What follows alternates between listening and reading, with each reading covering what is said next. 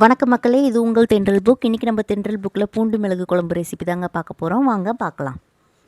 2 பெரிய வெங்காயம், கொஞ்சம் பூண்டு, ஒரு தக்காளி கட் பண்ணி வச்சுருக்கேங்க. பெரிய நெல்லிக்காய் சைஸு புளி எடுத்து நான் ஊற போட்டுக்கிறேன். நான் பெரிய வெங்காயம் கட் பண்ணி வச்சுருக்கேங்க. உங்கள்கிட்ட சின்ன வெங்காயம் இருந்தால் கண்டிப்பாக அதை ஆட் பண்ணிக்கோங்க, ஏன்னா இன்னும் டேஸ்ட் நல்லாயிருக்கும். அப்புறம் வறுத்து அரைக்கிறதுக்கு தனியா 2 ஸ்பூன் எடுத்திருக்கேன், மிளகு 1 ஸ்பூன் எடுத்திருக்கேன், சீரகம் 1 ஸ்பூன், வெந்தயம் 1/2 ஸ்பூன், கடலப்பருப்பு 1 ஸ்பூன், அரிசி 1 ஸ்பூன், பச்சரிசி எடுத்துருக்கேங்க 1 ஸ்பூன். இப்போ இது எல்லாத்தையும் வறுத்து எடுத்துக்கலாங்க.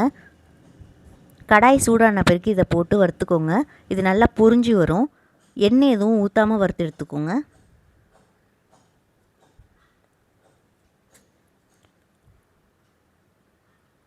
நல்லா பொரிஞ்சு வந்த பிறகு இது மிக்ஸி ஜாருக்கு ட்ரான்ஸ்ஃபர் பண்ணி அரைச்சிட்டு வந்துடலாம்.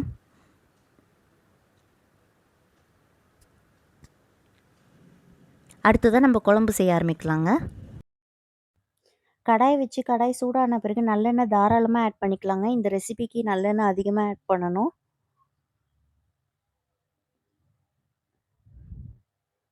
பூண்டு மிளகு குழம்பு ரொம்பவே டேஸ்ட்டாக இருக்கும். கோல்ட் காஃப் இருக்கவங்களுக்குலாம் இது ரொம்பவே சாட்டிஸ்ஃபேக்ஷனாக இருக்கும் சாப்பிட்றப்ப. கடுகு ஆட் பண்ணிக்கலாம், வெந்தயம் ஆட் பண்ணிக்கலாம், கருவேப்பிலை ஆட் பண்ணிக்கலாம், வரமிளகாய் ஆட் பண்ணிக்கலாம், கட் பண்ணி வச்சுருக்க பூண்டு ஆட் பண்ணிக்கலாம், வெங்காயம் ஆட் பண்ணிக்கோங்க.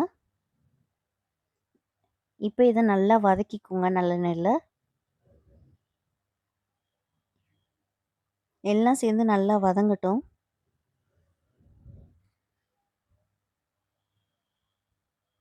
நல்லா காரசாரமாக இருக்குங்க இந்த குழம்பு. நம்ம திக்காக செய்ய போகிறோம். இப்போ தக்காளி ஆட் பண்ணிக்கலாம். தக்காளி வதங்கிறதுக்கு கொஞ்சமாக உப்பு ஆட் பண்ணிக்கோங்க. ஆட் பண்ணிவிட்டு வதக்கிக்கோங்க. நம்ம திக்காக செய்கிறனால அது ரொம்ப குவான்டிட்டி கம்மியாக செய்கிற மாதிரி இருக்கும். பட் 1.5 அளவுக்கு அரிசியில் சாதம் வடித்தா கூட மொத்த குவான்டிட்டிக்குமே கரெக்டாக இருக்கும். அது கொஞ்சமாக எடுத்து நிறைய சாதத்தில் மிக்ஸ் பண்ணி சாப்பிட்லாங்க.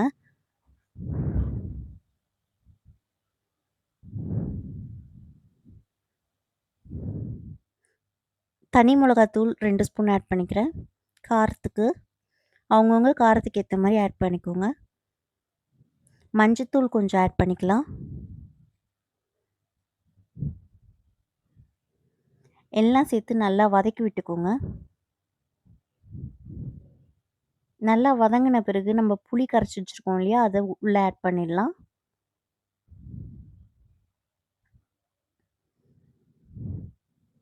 நல்லா மிக்ஸ் பண்ணிவிட்டு கொதிக்க விட்டுறலாங்க.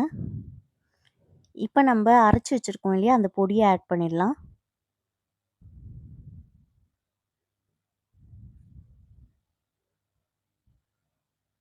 நல்லா மிக்ஸ் பண்ணிவிட்டு நல்லா சுண்டி வர அளவு கொதிக்க விட்டுறலாங்க. நல்லெண்ணெய் நல்லா பிரிஞ்சு வர அளவு நம்ம சுண்ட விட்டுறலாம்.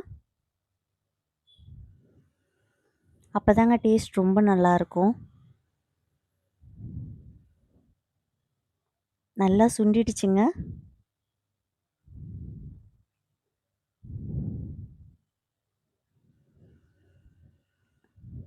இப்போவே அதோட ஃப்ளேவர் செமையாக இருக்குது. அவ்வளோதாங்க, பூண்டு மிளகு குழம்பு ரெடி. வாங்க சாப்பிட்றலாம். ஆக்க பொறுத்தவன் ஆற பொறுக்க மாட்டான்னு சொல்லுவாங்க. அந்த மாதிரி இருக்குங்க. சாதமும் சுடுது, குழம்பும் சுடுதுங்க. கண்டிப்பாக ட்ரை பண்ணி பாருங்கள். மஸ்ட் ட்ரைன்னு சொல்லுவேன்.